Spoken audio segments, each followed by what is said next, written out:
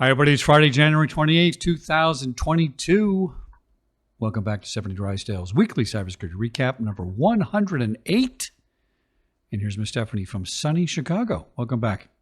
Hi, Chuck. How are you? Very good. Not exactly saying I'm just teasing, of course. What is it, like 5 below zero today or something? What is it? It's ridiculous, and we are under a beautiful blanket of snow, but I don't think it's probably beautiful if you have to be outside in it. So, Well, glad you're inside because you have a lot of stuff to tell us today. One of them, money laundering in the cryptocurrency biz. Now, I really never thought of that. It, of course, seems like the perfect market to do that, but it's probably a little more complicated.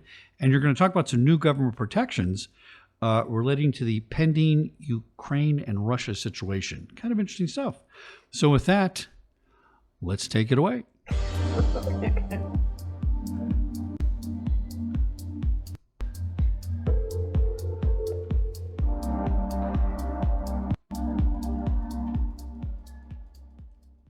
So this week, ZDNet shared Cybersecurity 11 steps to take as threat levels increase. So last week, the National Cybersecurity Center, the NCSC in the UK, as well as the US Cybersecurity and Infrastructure Security Agency, or CISA, warned all organizations to take near urgent steps to mitigate critical cyber threats in response to last week's cyber attacks on the Ukraine government websites and IT systems. So this advice comes amid growing fears of a Russian invasion of Ukraine. Like CISA, the NCSC has provided a checklist of fundamental cybersecurity actions that are important under all circumstances, but critical during periods of heightened cyber threat. So they're important to do because organizations probably can't quickly implement widespread changes when those threat levels arise like that. So their list includes 11 items. So the first would be check your system patching. Ensure that your users' desktops, laptops, and mobile devices are all patched. 2 would be verify access controls. Ask the staff to ensure that their passwords are unique to your business systems and are not shared across other non-business systems. 3 would be to ensure defenses are working. Check your antivirus and your firewalls. 4 would be logging and monitoring. So understand what logging you have in place, what logs, where those logs are stored, and for how long. 5, review your backups. So confirm that your backups are running correctly and make sure that your backups are offline and separate from what you're doing normally. You don't want your backups to be corrupted as well. 6, incident plan. Check your incident response plan. Make sure it's up to date. 7 would be check your internet footprint. Perform an external vulnerability scan of your whole internet footprint. And I will add to that the footprint of your executives. Those are huge vulnerabilities. They have access to a lot of information. So make sure that the digital footprint of your executive team is on point as well, and as far as protection and privacy. 8 would be phishing response. So ensure that the staff know how to report phishing emails. We get them all the time, but you have to know what to do with them. 9 would be third-party access. So have a comprehensive understanding of what level of privilege is extended into your systems and to whom. Not everybody needs every access to every system that you have. 10, NCSC services. Register for the early warning service if you're in the UK so that the NCSC can quickly inform you of any malicious activity. And 11, brief your wider organization. So ensure that your teams understand the situation and the heightened threat. Everybody in your organization should be well aware right now that there's never been a more important time for everybody to be on their toes and make sure that they're not clicking things that they're not supposed to. ZDNet shared a report titled Cyber Criminals Laundered at least $8.6 billion worth of cryptocurrency in 2021.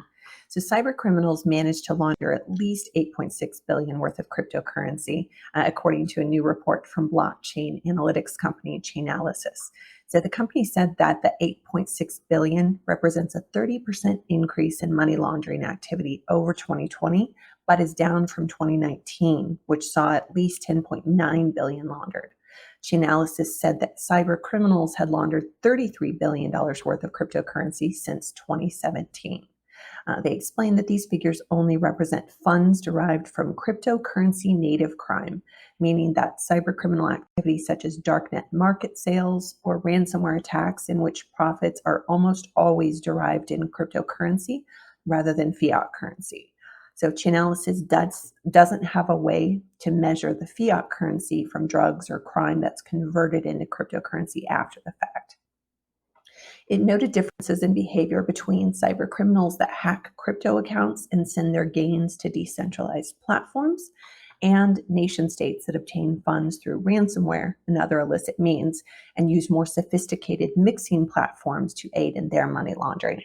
So the key takeaway is that the criminal landscape might not be as large as some think, especially compared to traditional fiat currencies. So I'll be sure to link that for you.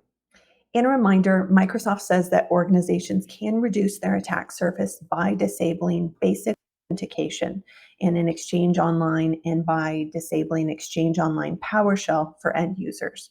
Admins can also enable Microsoft's new conditional access control. Microsoft in February announced that due to the pandemic, it was delaying its plans to turn off basic authentication in Exchange Online for legacy email authentication protocols. That move would eliminate instances where single-factor authentication is used. Microsoft's replacement for basic authentication, dubbed modern authentication, enables both conditional access and multi-factor authentication. I'll link it for you. The Verge shared White House instructs government agencies to beef up cybersecurity, adopt zero trust in a new memo. So CISO Director Jen Easterly announced that zero trust is a key element of this effort to modernize and strengthen our defenses.